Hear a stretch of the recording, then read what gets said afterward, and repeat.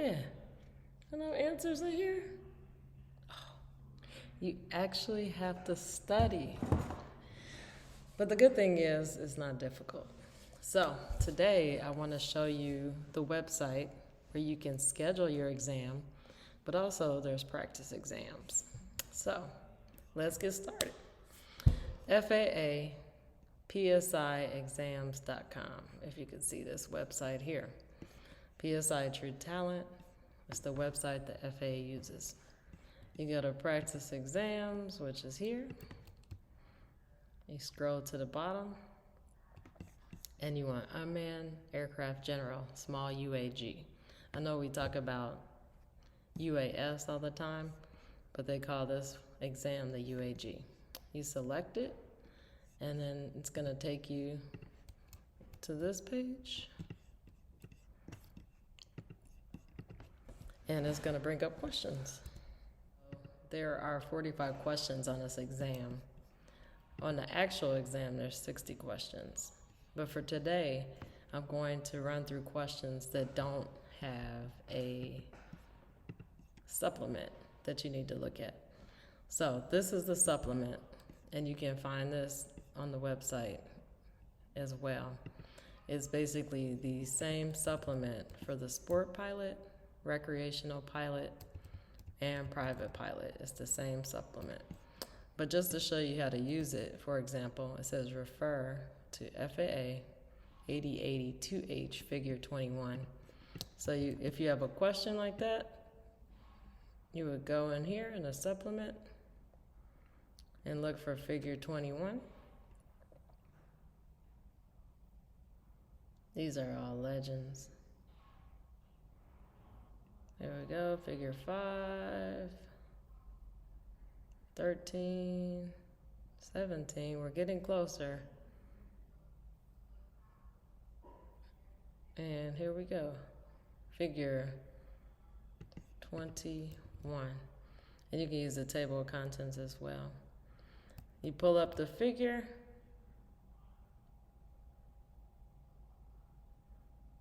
this is your sectional chart. So you pull up the figure, and it tells you FAA 2H figure 21. And it wants to know what airport is at 47 degrees, 40 minutes, north latitude, 101 degrees, and 26 minutes, west longitude. So you would pull it up, and you would look up that information based on this supplement here. So we're not going to go through those questions today, but I will cover those in the next video. So let's continue on. So today we're going to go through questions that don't have the supplement, so I can get through those. In the next video, we'll break it up and cover some questions that have supplements. So this question, according to CFR Part 107, the remote pilot in command of a small unmanned aircraft planning to operate in Class C airspace. So if you're planning to operate in Class C airspace, you'll learn from the training that you're not able to operate unless you receive authorization. So you click that, and you can grade it.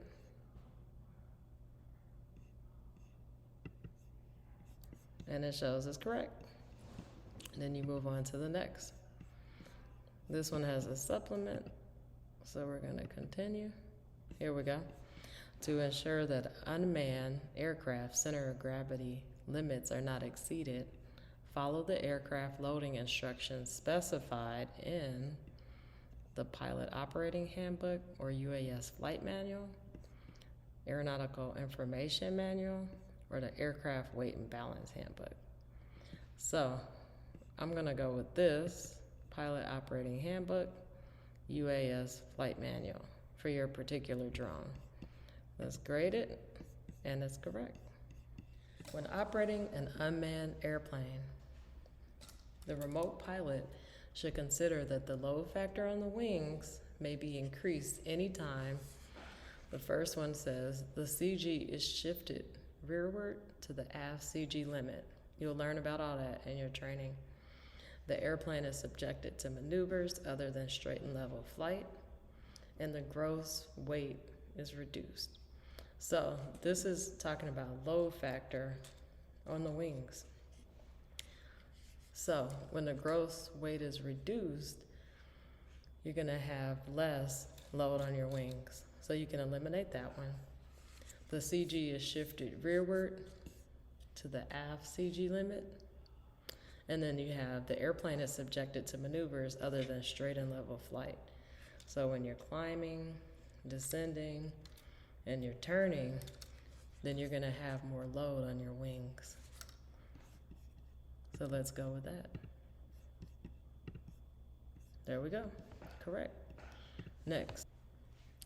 A stall occurs when smooth airflow over the unmanned airplane's wing is disrupted and the lift degenerates rapidly. This is caused when the wing, so again, you have your wings, and a lot of this is similar to an airplane that you fly in, like Southwest, United. And so these are the same principles. But when smooth air flows over the wings of an unmanned airplane, when it's disrupted and the lift degenerates rapidly, this is caused when the wing either exceeds the maximum speed, exceeds the maximum allowable operating weight, or exceeds the critical angle of attack. And so basically, I'm going to go with C, critical angle attack. So you'll learn about all this in your training. I know it sounds so foreign right now as we're going over these questions if you've never been introduced to this, but the training that you have will break it down and explain it very clearly. But basically, the angle of attack is the angle between the wind, the relative wind, and the chord line. Which is true regarding the presence of alcohol within the human body? A small amount of alcohol increases vision acuity? No, I can confirm that. Consuming an equal amount of water will increase the destruction of alcohol and alleviate a hangover. I can also confirm that that's not true. And C, judgment and decision-making abilities can be adversely affected by even small amounts of alcohol. There we go. Next question. When using a small, unmanned aircraft in a commercial operation, who is responsible for briefing the participants about emergency procedures? You've got the FAA inspector in charge? No. The lead visual observer? No. And the remote PIC? We're going to go with that. PIC stands for pilot in command. And in most of these questions, that is the correct answer. The PIC is responsible for everything, making sure that the drone or aircraft is inspected, checking the weather, making sure people are briefed. The inspector in charge is not going to do that. And that's somebody that would actually come up and do an inspection on your drone and make sure that you're legal. And then the lead visual observer is someone that's going to help you with your mission to make sure you can see from all angles and sides of the mission. Next area. To avoid a possible collision with a manned airplane, you estimate that your small UA climb to an altitude greater than 600 feet AGL, which is above ground level. To whom must you report this deviation? All right, so you climbed above 600 feet AGL. Now, part of this depends on what airspace you're in, but the other piece of it is air traffic control, the NTSB, and upon request of the Federal Aviation. So on this one, you went higher than 600 feet. Let's go with upon request.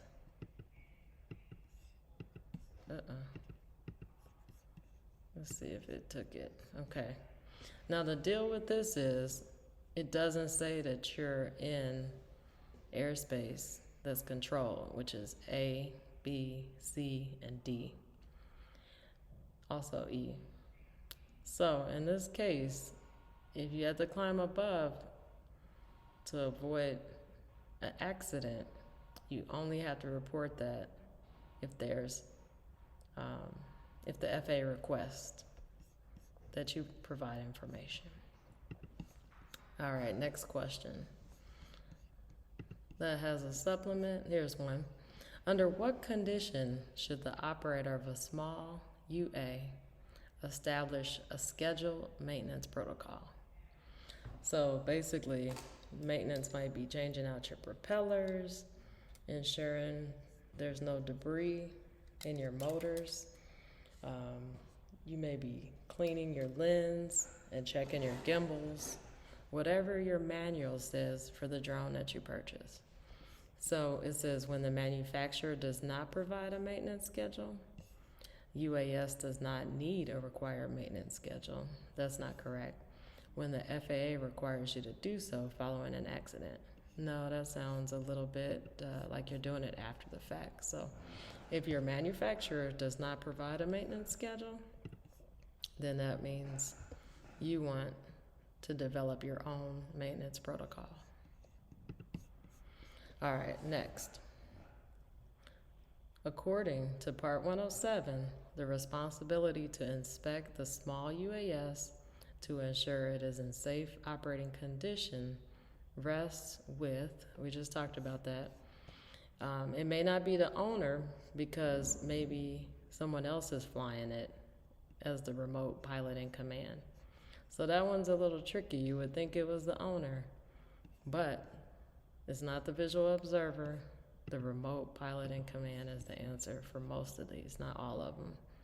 Because whoever's in charge of the mission and flying it is in charge of inspections, maintenance, safety briefings, and all that.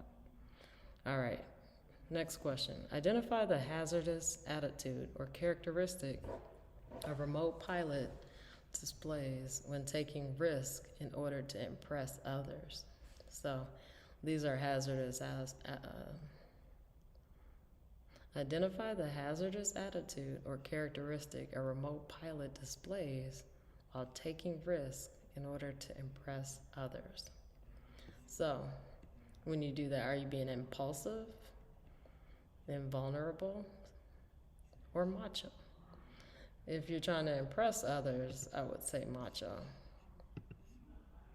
There we go. All right. You are a remote pilot for a co-op energy service provider. You are to use your UA to inspect power lines in a remote area 15 hours away from your home office. After the drive, fatigue impacts your abilities to complete your assignment on time, and fatigue can be recognized easily by an experienced pilot as being in an impaired state by an ability to overcome sleep deprivation. I would say as being an impaired state. Fatigue can be recognized as being in an impaired state. I know when I'm very tired, that's exactly how I would describe it, an impaired state. Next. Safety is an important element for a remote pilot to consider prior to operating an unmanned aircraft system. To prevent the final link in the accident chain, a remote pilot must consider which methodology. So, we're talking about safety here. We're talking about prior to operating, the final link in the accident chain. I'm gonna go with risk management. There we go. Risk management. And the reason I picked that is because you're trying to look at all potential risk before you start flying, making sure you check the weather, the area. Did you check your NOTAMs? Did you check the temporary flight restrictions? Did you charge all your batteries? You're doing everything you can to reduce risk for that flight. When adapting crew resource management concepts to the operation of a small UA, CRM must be integrated into, and CRM is crew resource management, operation, the flight portion only, all phases of operation, the communications only. So, again, the best option is going to be all phases. Is going to be the safest thing to do. You should look at pre-planning, the flight portion, and then after you shut down, making sure you do a proper inspection, check the area, and make sure you're safe to depart the mission. And so all phases of operation is the right answer. All right, here we go. You have been hired as a remote pilot by a local TV news station to film breaking news with a small UA. You expressed a safety concern, and the station manager has instructed you to fly first and ask questions later. What kind of manager is that? What type of hazardous attitude does this represent? All right. It sounds like to me, it could be machoism. He's being macho. Invulnerable is more, nothing to happen to me. But I'm going to go with impulsive and say that he has pretty impulsive behavior by ignoring me when I bring up a safety concern and telling me to fly, and we'll talk about it later. Here's another one. Same question. Local TV station hired a remote pilot to operate and cover stories. The remote pilot has had multiple near misses with obstacles on the ground and 2 accidents. What would be a solution for the news station to improve their operating safety culture? The news station should implement a policy of no more than 5 crashes and incidents in 6 months. That's a lot. The news station does not need to make any changes. There are times that an accident is unavoidable. That's true, but if they're having this many, they may need to make some changes. And finally, the news station should recognize hazardous attitudes and situations and develop standard operating procedures that emphasize safety. I would go with that answer. So you can see we've covered questions on a few different topics. Things to keep you safe, safety management system, working as a crew resource management, being a pilot in command, also on center of gravity and angle of attack. So far it's not difficult. That's what I tell a lot of people.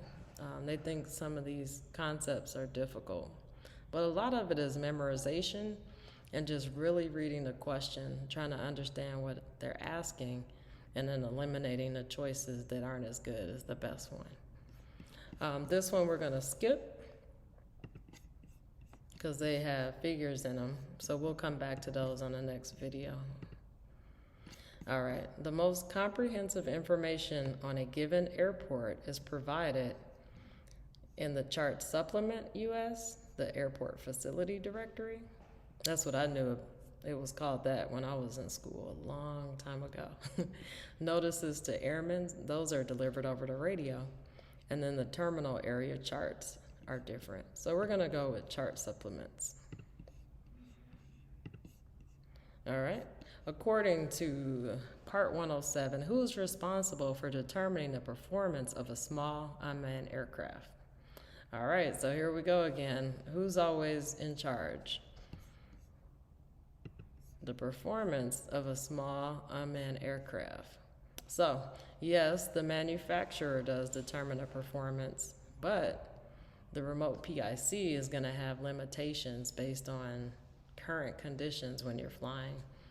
So we're going to go with that, remote PIC. Now that one is tricky, like I said, because you would think the manufacturer determines it, but they're actually referring to who determines it based on that situation that you're flying in that day, that moment, based on weather, terrain, and all those other obstacles and considerations. All right, here we go. Which technique should a remote pilot use to scan for traffic? A remote pilot should systematically focus on different segments of the sky for short intervals, concentrate on relative movement detected in the peripheral vision area, or continuously scan the sky from right to left.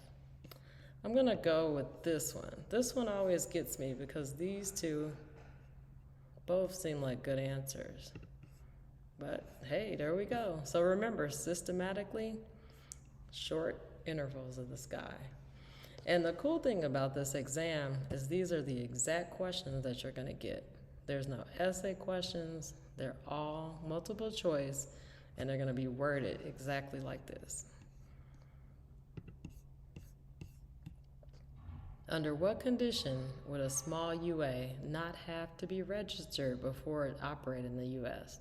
Now this I talked about in another video that I had a couple weeks ago. So let's go through the choices. When the aircraft weighs less than 0.55 pounds on takeoff, including everything that's on board or attached to the aircraft. When the aircraft has a takeoff weight that is more than 0.55 pounds, but less than 55 pounds. Now this right here is the definition of a small UAS. And a small UAS needs to be registered regardless of weight of the aircraft before, during, or after flight. So this is the answer, 0.55 pounds, which is really light. This one is actually, it also correlates to 250 grams, which you might have heard or seen on some websites, but we use pounds in the US, which is really light. This one actually needs to be registered and labeled. I haven't really flown it yet because it weighs about 300 grams. So it's about 0.6 pounds, I believe. So this small UAS needs to be registered. According to Part 107, how may a remote pilot operate an unmanned aircraft in Class C airspace? The remote pilot must have prior authorization from air traffic control. The remote pilot must monitor ATC frequency from the launch to recovery. And the remote pilot must contact ATC after launching the unmanned aircraft. Now, Class C is pretty busy airspace, so before you take off, you want to have authorization. Part 107, what is required to operate a small UA within 30 minutes after official sunset? Any collision lights must be operated in a rural area and a transponder. So if you want to operate 30 minutes after the official sunset, you need anti-collision lights. There's a weather section, as you see. And the weather section is, a lot of it is memory, but if you paid attention in science class in high school and maybe college, then some of this is not very difficult.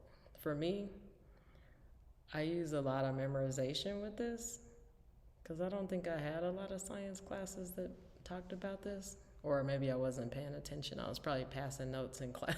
So anyway, all right, you've received a briefing from 1-800-WEATHER BRIEF. Great service. It says you can expect low-level temperature inversion, which is when air is getting warmer as the altitude increases versus when it cools. So typically it's 2 degrees per 1,000 feet that it gets cooler. In this case, it's going to get warmer for a certain portion of the atmosphere.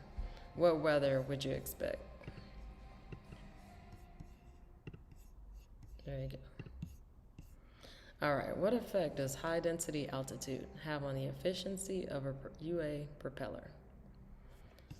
Propeller efficiency is decreased.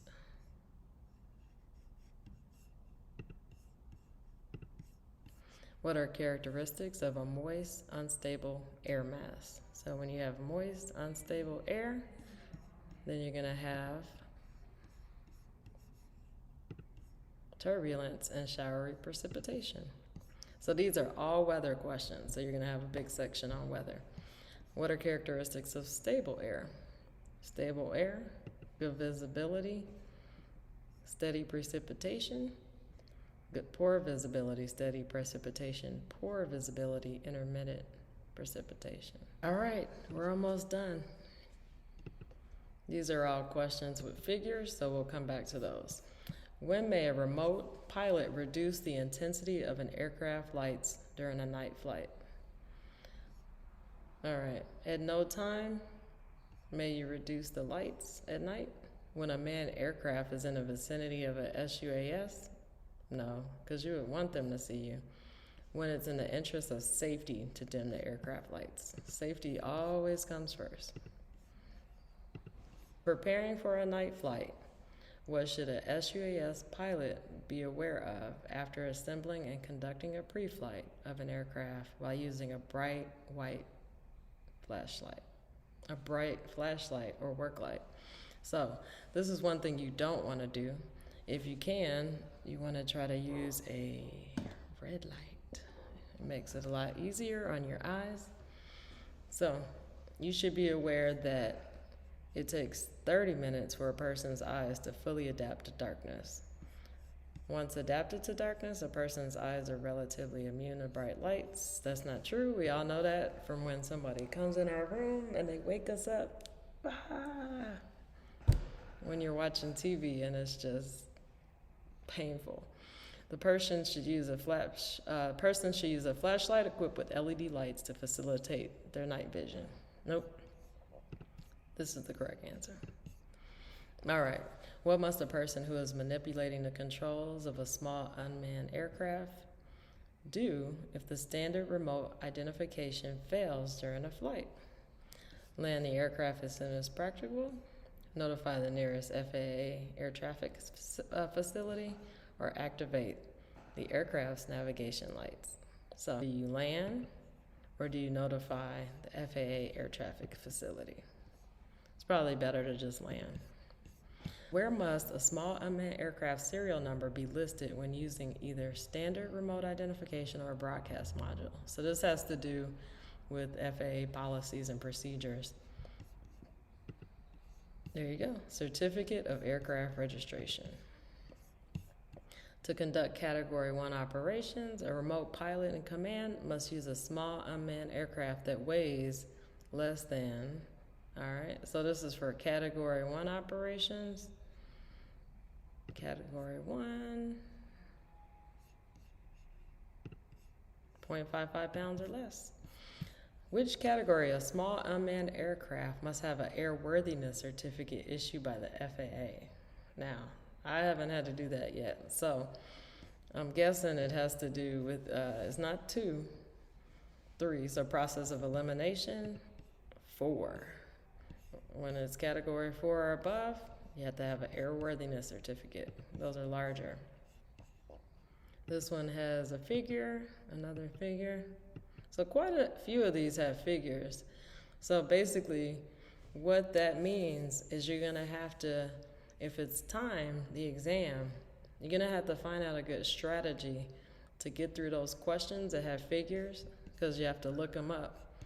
So for example, this one has a figure. We talked about that 21. You gotta go through, find the figure, and then those questions take a lot more time. So when you study questions like this that are pretty quick, you wanna try to get those answered in like 30 seconds or less so that you can leave the rest of the time that you have to answer those longer questions where you have to look them up in the supplement. And in the next video, I'll talk about that. And I'll go through some examples and we'll kind of time it and see how long it takes us to look those up. But the more you study, the faster you get. And like I said, the good thing about this exam is all the answers are in the study guide. You can take as many practice exams as you want after you go through some of the content and learn. And it's a lot of fun. And all this stuff is information that's going to keep you safe and out of trouble with the FAA. So I highly recommend, if you have the time, to go through it, especially if you think you might be wanting to register your drone and use it for commercial purposes in the future. I hope this video was helpful for you all. Half of you all probably fell asleep on me or turned it off to another video to go watch another show. And that's okay. But the other half of you probably find it interesting, and you may want to learn more, explore. You may think, hey, this isn't that bad. This is something I wouldn't mind studying. So if that's you, cool. If it's not you, that's cool too. But I at least wanted to show you what was on the exam. And again, it's 60 questions on the exam, and it's timed. I think it's, you have an hour and a half to finish it. But those questions with the supplement, I'll make another video next, and we'll go over some of those, but they take a lot more time. So questions where you don't have to look at a supplement, you want to make sure you study them, you got to memorize, you understand them, and you're getting those answered in 30 seconds or less. So in the meantime, keep it weird.